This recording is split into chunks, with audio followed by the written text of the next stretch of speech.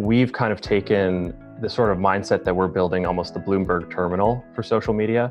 And our clients are like Goldman Sachs or Morgan Stanley or a big investment bank using the data that we're sending to them to make actionable decisions. So, some of the key metrics that we look at are the number of followers, the number of people that follow them, and then the number of people that they're following. Sort of that ratio, that's sort of a preliminary metric.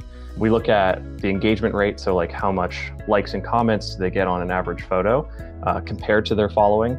We look at the number of sponsored content in their feed. So are they constantly doing marketing for other brands? This is sort of like the saturation points, if you can kind of see it that way. We also look at like a time series of like their following and the activity that's happened over time. So for example, a lot of people think that detecting spikes in activity on their following is one of the things where you can identify like fraudulent audience. And it's not really the telltale sign of fraud, because if, for example, an influencer friend of mine was featured in BuzzFeed article and saying, here are the top 5 people to follow on Instagram, that person's going to get a ton more followers because of BuzzFeed, right? So that spike is going to be pretty high in the number of net new followers.